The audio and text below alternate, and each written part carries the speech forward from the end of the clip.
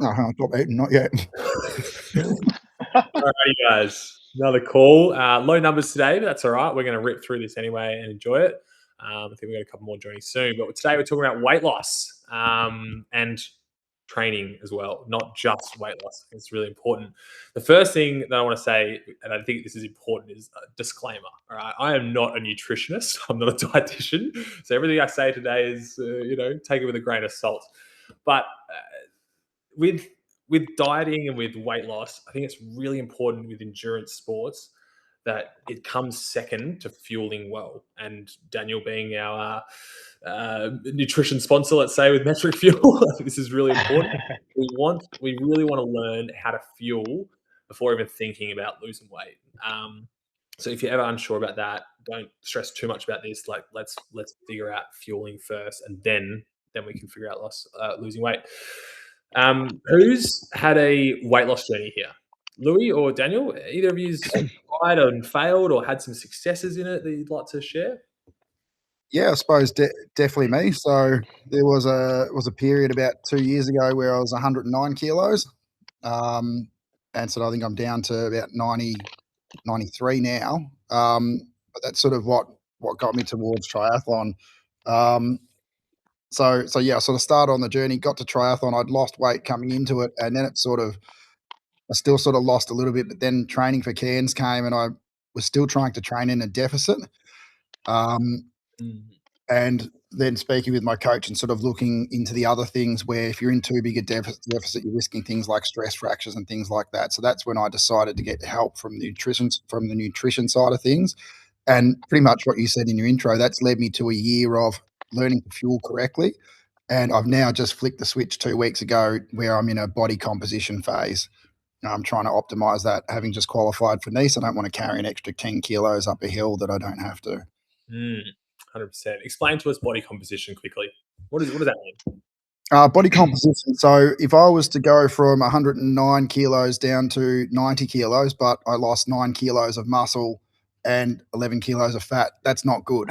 Um, when we're talking body composition, we want to be losing fat and not muscle. So that's where too big a deficit or not fueling the session correctly, or more to the point, not recovering correctly, is absolutely critical, and that's what I got help with. So now I feel like I got that side of things really, really dialed, to where, but I'm still in this early phase. Yeah, it's taking a little bit of getting used to, and I've already made a couple of mistakes in sessions, and then post with recovery. So at least now I can make adjustments along with that.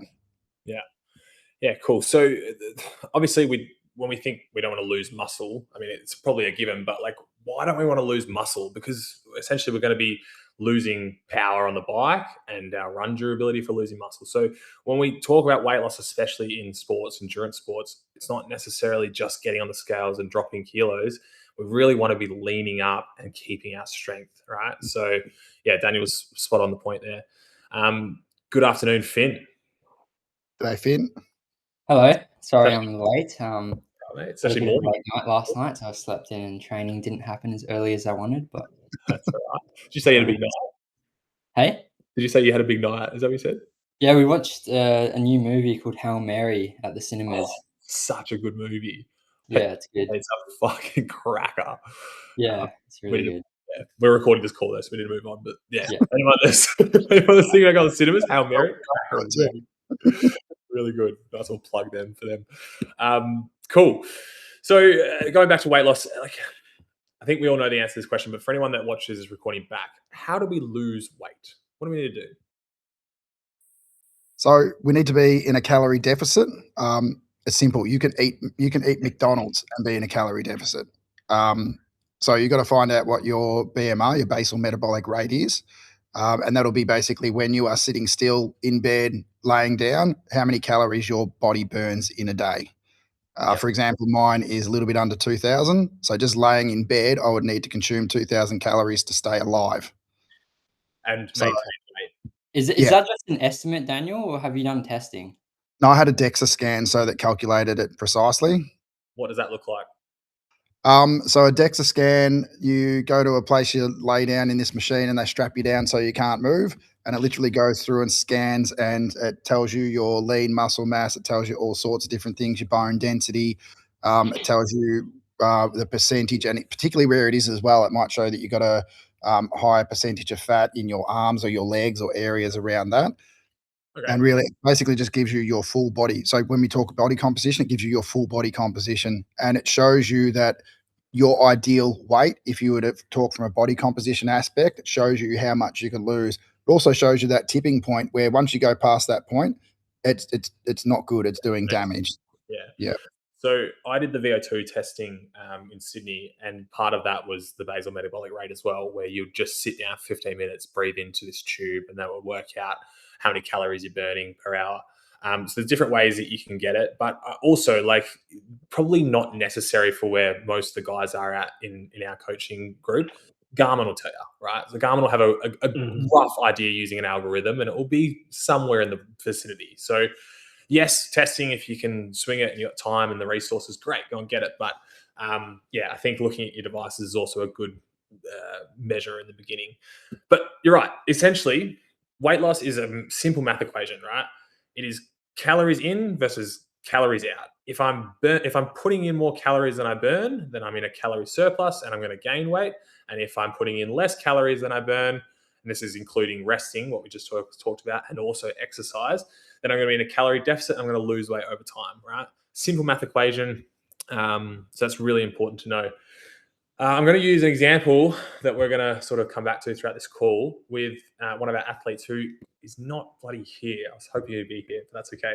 Liam Parker, one of the boys who's racing Port Mac in October. He's currently at 85 kilograms, and he has told me that his race weight that he'd like to get to is 81. So 4 kilograms. As I said, his race is in October, right?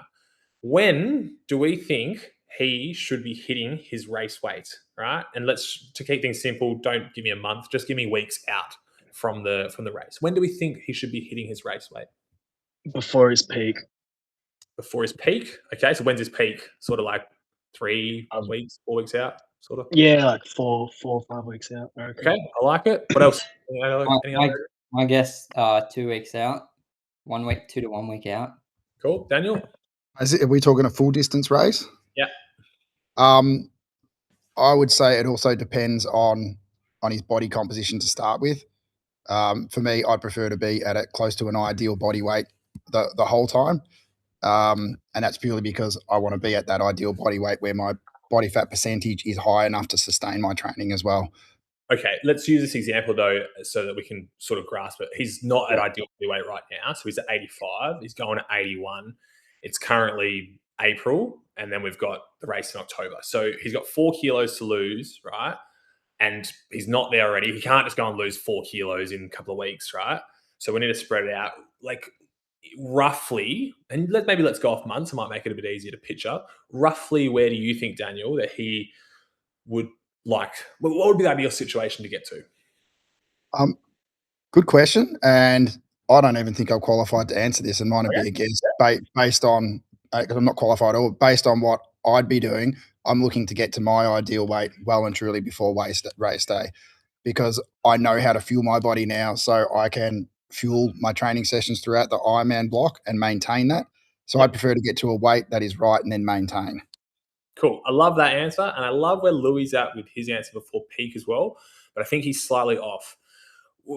For the majority of our training, if we've got a period of time before race day, we're in base phase, right? Where we're doing a lot of aerobic work where it's not crazy demanding on the body. As soon as we get to about sort of 12, 14 weeks out, we're hitting that build phase where things start to ramp up, where training becomes more intense, it becomes more fatiguing. If we're trying to lose weight during that phase, it can get dangerous, right? That's where injuries can potentially happen. So in an ideal world, I would say, and again, I'm not a nutritionist, I'm just going off what I would do in my own situation, I want to be hitting race weight about the time my build starts or just before it, right? So I've gone through my base, the volume's increasing, I'm adapting to training loads, I'm getting confident, I'm slowly sitting in a calorie deficit, getting down to race weight. Right, now we're 12, 13 weeks out, the build phase starts, I know training's ramping up, I can now maintain with my calories or be confident having like lots of race day nutrition and even sitting in a surplus every now and again. We don't really want to be trying to lose weight from that point on. And then it's just about maintaining. Is that like fair? You reckon that's a good... Absolutely, because I suppose if you're trying to handle that increased training load with a deficit, you're going to have a bad time. So the answer is actually pretty obvious when you put it like that, Alex.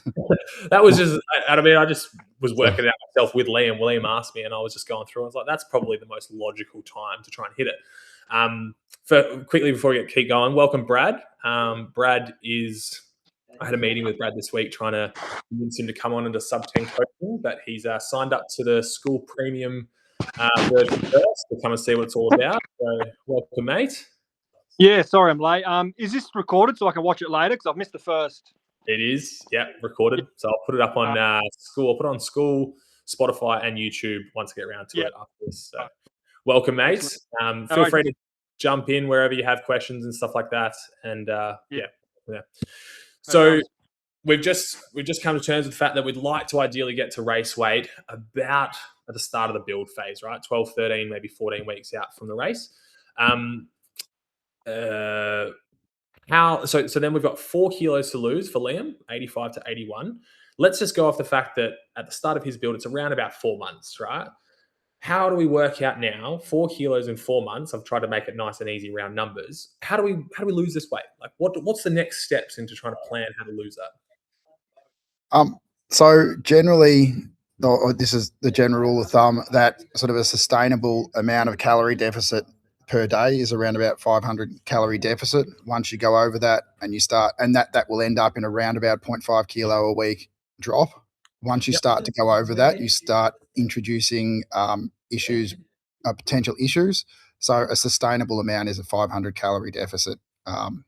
Cool. That's the general rule of thumb. So, but I'm happy to be corrected by anyone that needs to.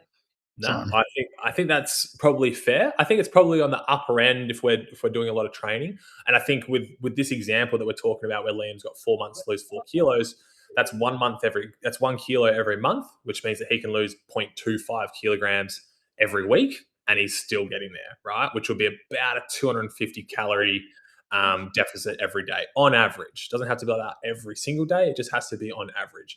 So how I work that out for anyone that doesn't know, and I've just asked ChatGPT this, 1 kilogram of body fat is roughly 7,700 calories, right? So that's not exactly, but it's a good enough number that we can work off. So then 4 kilograms, 4 months, that means 1 kilogram every month. So 7,700 calorie deficit every single month. Divide that by 30, and we get 250 calories per day deficit that we need to work off. It's just math, right? It's literally just doing the numbers, which I'm sure we all know how to do. So now Liam's sitting there going, right, race is in October. Port Mac, I've got to get to this weight by this date. I need 250 calorie deficit every single day. What now do we have to do? How can we help Liam visualize what 250 calorie deficit looks like? Yeah, so Sort of visualize. Start tracking, right?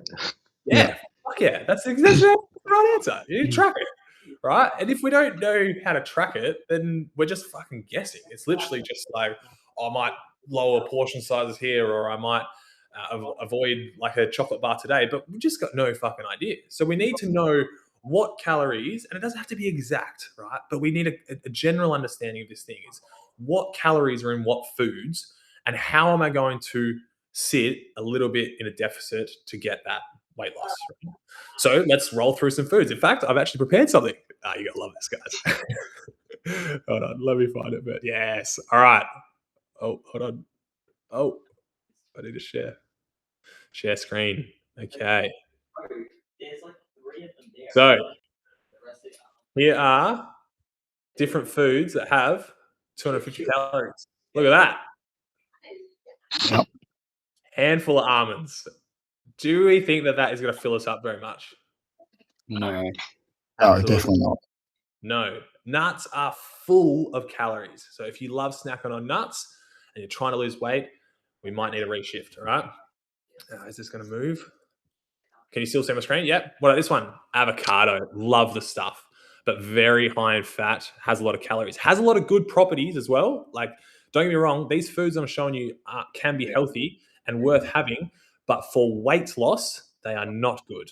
Okay, so you have to, the sacrifices having to be made somewhere, and if you're smashing down the avocados and trying to lose weight, it's just going to be really hard to do. Okay, right. Probably my next favorite one. Is this going to turn? Oh, pint beer. This one kills me, but full of calories. You can get low carb beers that might have less in it, but all in all, this is just a killer, and it affects not only the calories that you're taking in, but also the decision making that you're having as well around the types of foods that you're eating. So, alcohol, beer, absolute killer. Try and avoid that one if you can, but also balance your life and enjoy a beer when you can. Blueberries, will these fill you up? They don't fill me up, I tell you that much. What's that? They don't fill me up. No, they don't, right? But you can get so many more blueberries for 250 calories than you can of nuts. So when you look at the portion sizes between 250 calories worth of blueberries and 250 calories of almonds, it's drastic. Like, it's a lot.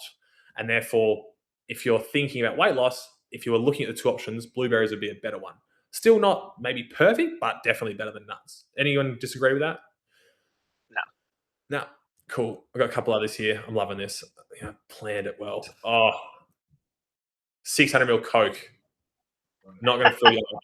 Oh, not going to fill you up at all, but very good come race day at the run. Simple sugars, get you the calories in, a little bit of caffeine, but this stuff is just for weight loss, man.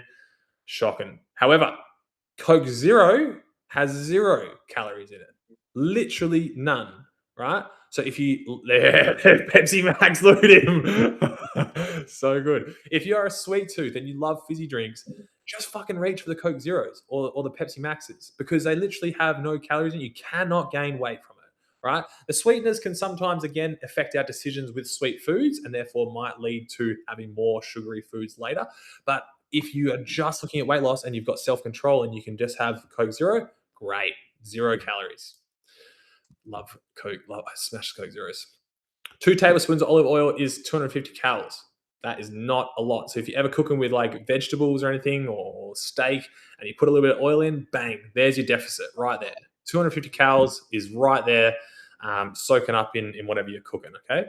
So oil is the most calorie dense food / ingredient on the earth, okay? This stuff will just kill you with weight loss. Peanut butter is another one. 2 tablespoons of peanut butter is your 250 calories. So if you love having a piece of toast with peanut butter on it, it's just going to cook your deficit. So same with nuts, right? It's just full of it, super high in fat, and will just, you struggle to lose weight. Chocolate bar twirl. I looked at this specifically. It's very close to 250 calories. Have one of those, bang, calorie deficit gone. Now look at this.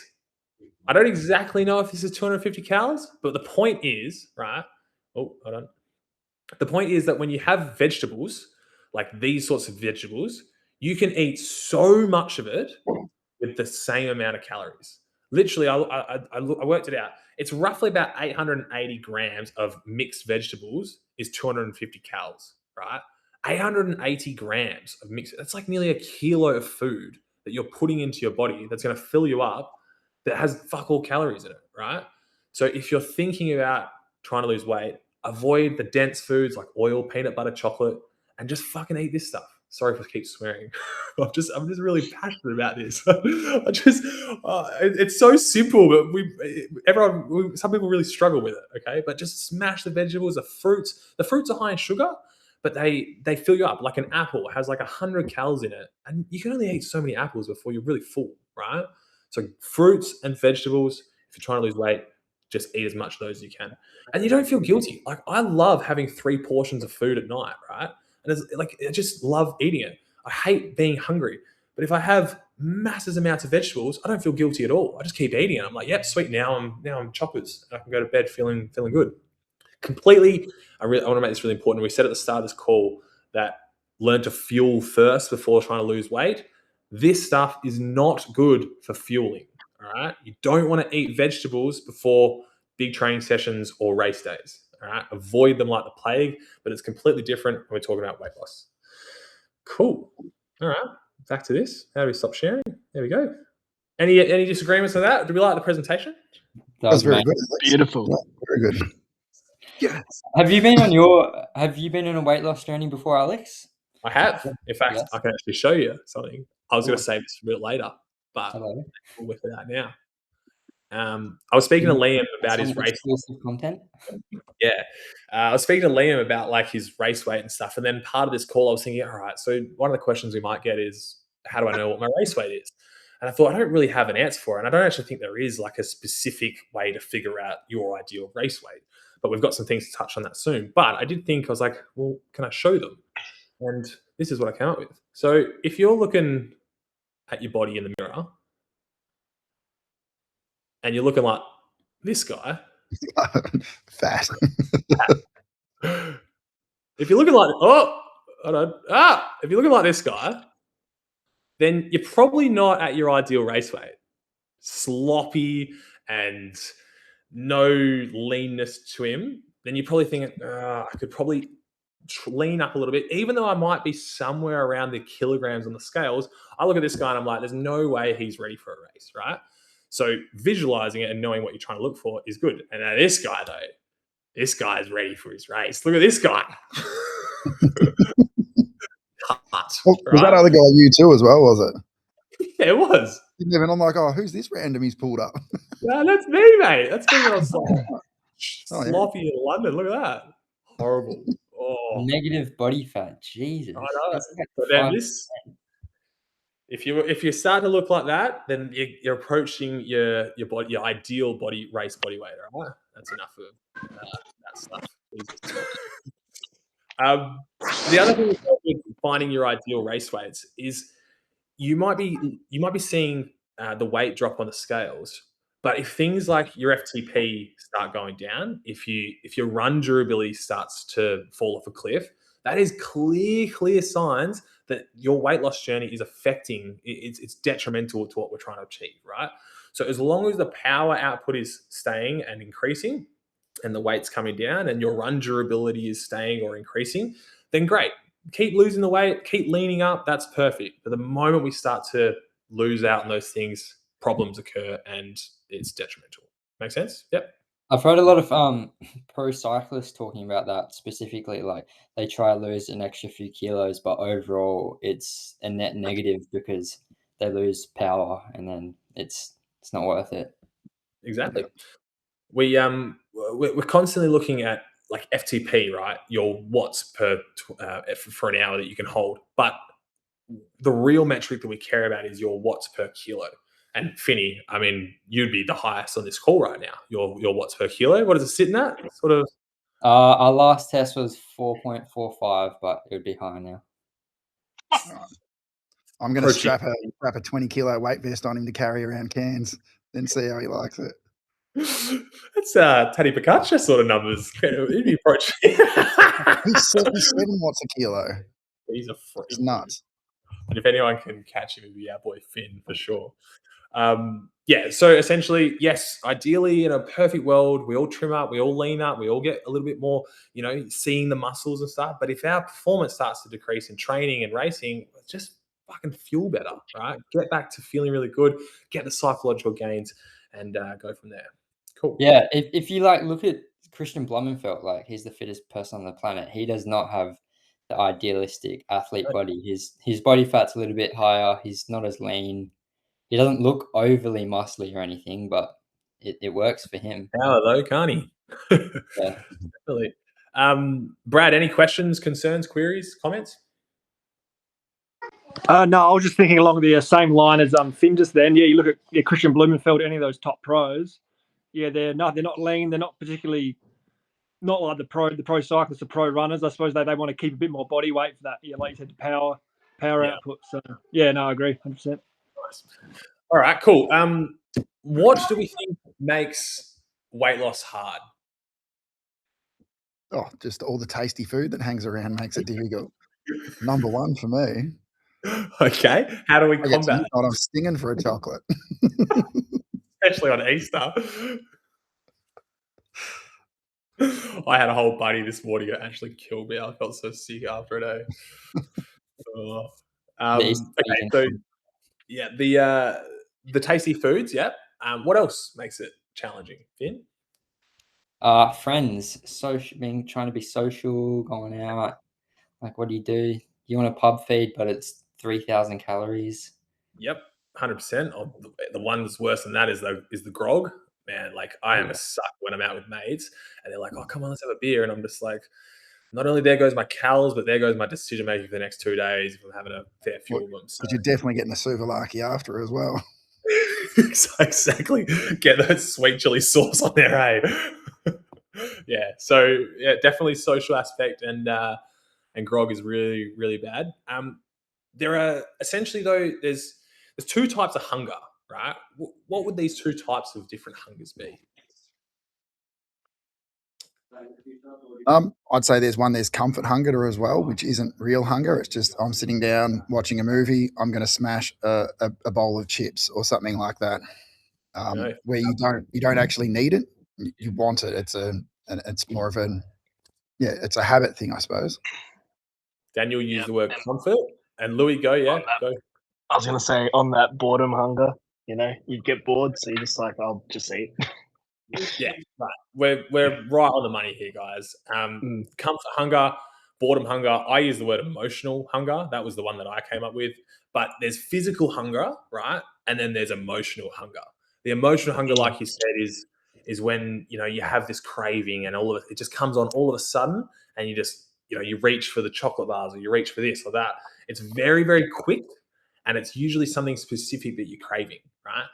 Physical hunger, and it's really important to try and identify the two different ones here. Physical hunger, though, is when it comes on a little bit slower. So that's when we're actually hungry. And usually you can satisfy that with anything. It might be, you're having a steak and veg, or it might be this.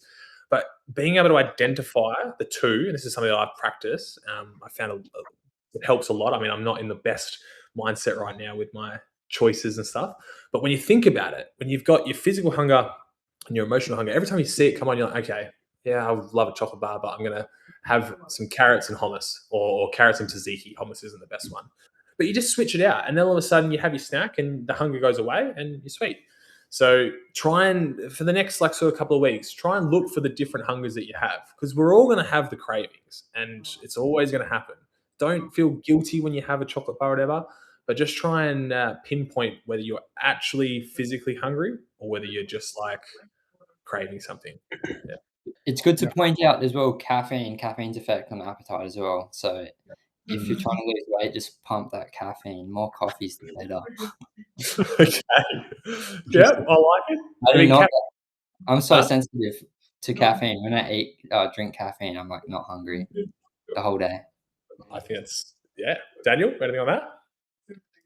On the caffeine side of things, Yeah. so I suppose in higher doses, I'm used to it, so it doesn't really. But I suppose when you overdo it with caffeine, then yeah, you definitely lose your hunger. Like can even lead to jitters and stuff like that. So, yeah, I've definitely had it before where I've had caffeine and not felt hungry. So You don't drink a lot of coffee, do you? No. Yeah. I save it for the metric fuel on the long rides. yeah. The one thing I found is that if you are feeling hungry, just like drink a lot of water, and then that could also stop you from the emotional hunger or anything else, all those symptoms that are coming through, because you might honestly just be thirsty, but you're interpreting it the wrong way. Yeah. And when are the hardest moments in the day? Like when do you guys notice that emotional hunger creeps up on us more throughout our day? It's definitely the evening, without a doubt. I would say everyone has the same. And Yeah. like this is it's really common, but if you can pay attention from 5 p.m. onwards tonight and just have like big whole food dinners and avoid the snacks, man, I guarantee you will sit in a calorie deficit in the diets that we're having and the training that we're doing. So those 3 to 4 hours at night time are so important. And if you can get those right, I think it solves 90% of the problem. Someone chime in. Agreed. I agree with that. Yeah, 100%. So, and that's one of the things that I do as well. You just cut out that snack, and even that, like me and my wife did that, and had a pretty dramatic effect. Literally, just cutting out that snack. And yeah, And- you're doing your training as normal, and that snack goes, and things change. And there's ways around it. Like you can still have your sweets and stuff. Like I'll give you an example. A absolute treat that I do for myself is I've got frozen blueberries in the freezer all the time.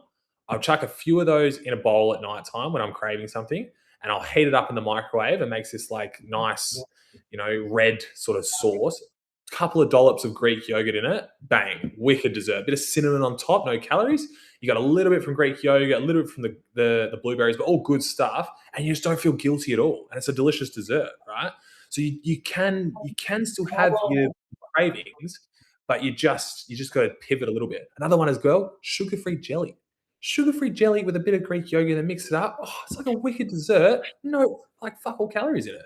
So you just have to, you have to pay a little more attention to it, be a little bit more proactive with preparing this sort of stuff, and you can still get the sweets without the calories.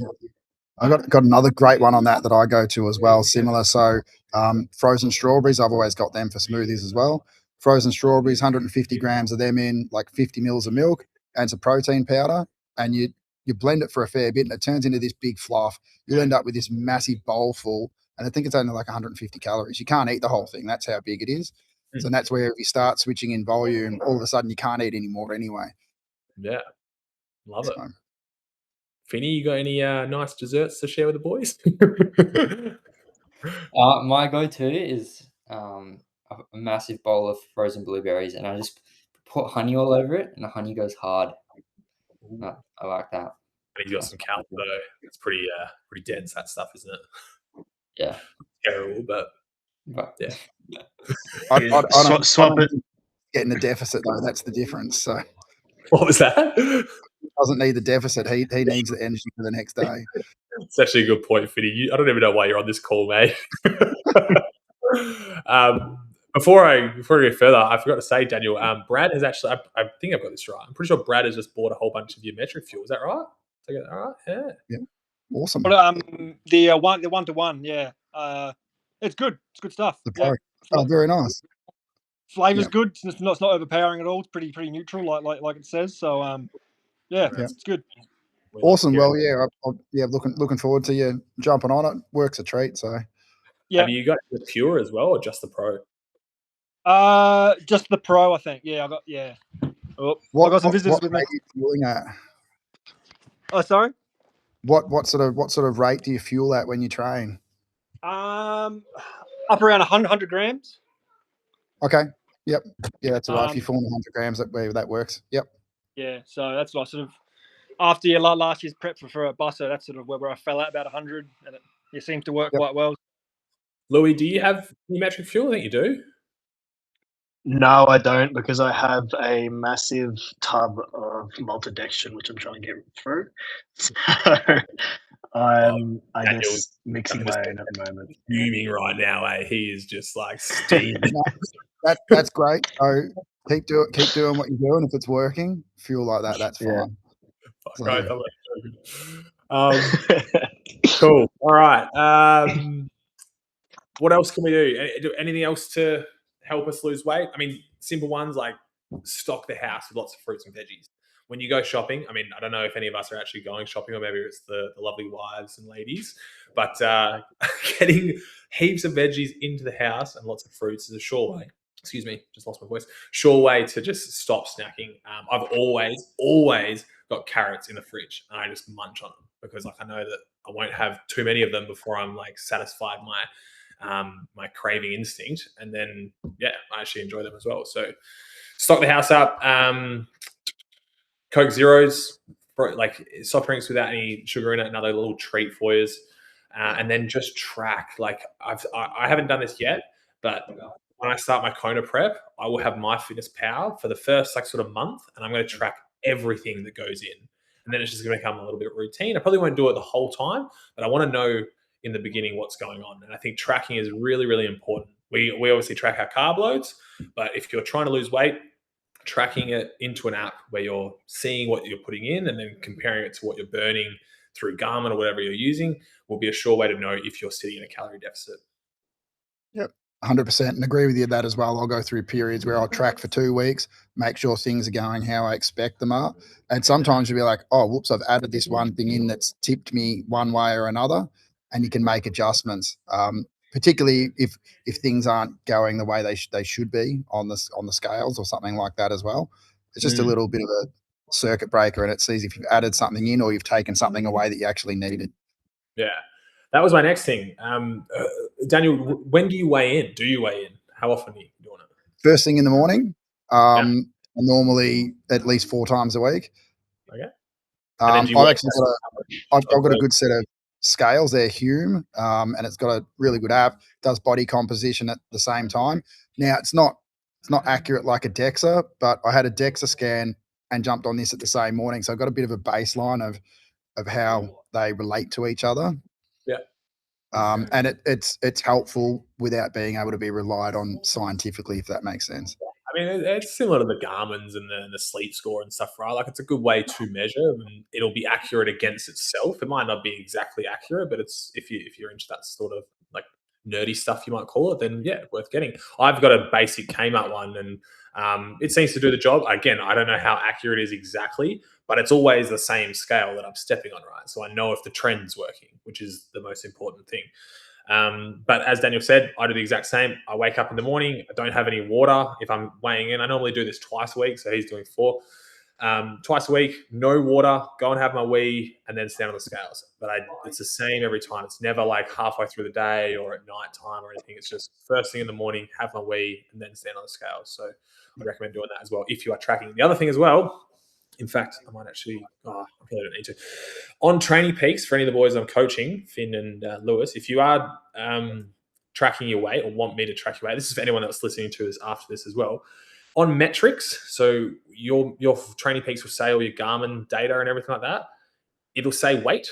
And if you start entering every time you do a weigh-in onto your metrics, it'll give us a nice graph in a month, 2, 3 months' time. So I've started doing it every time I weigh in. I go into Training Peaks, I enter my weight, and then I know that in 3 or 4 months' time, when I'm looking at it, it's going to show me exactly where we've been going. I might be doing this a little bit, up and down, but then we can track it. And it's a perfect way for me as a coach to see you as the athlete, how we're looking. So I'd recommend you doing that. And for anyone else that's listening, please do that as well if you want to track your weight.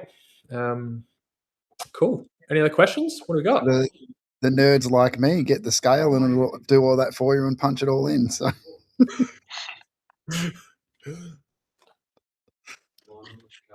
cool. I don't really have too much else. The other thing I have got, I'll put in the chat after this actually, is it's an Instagram account that I found.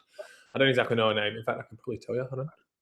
Her name is Beatrice Caffery. Does anyone know her? Yeah. Really, really interesting videos on Instagram about comparisons between different foods and volume amounts, so that she clearly shows you like this much vegetables versus this much peanut butter. And just being able to see it is like wild. It's so obvious. Look at that amount and you look at this amount and you're like, oh, that's going to fill me up way more. That's going to be way easier to lose weight if I just eat those foods. So I'll send that into the chat. I'd recommend giving her a follow, because when I watch her, I just know that she's not talking any fluff. She's very, she's good to watch, essentially, entertaining and very knowledgeable. So I'll put that in there. I won't keep you any longer, guys. It's been a good call as it is, and it's Easter Sunday. So thank you very much for your time. Really appreciate it. And we'll tee one up next time. Thank you, Alex. Thanks, Alex.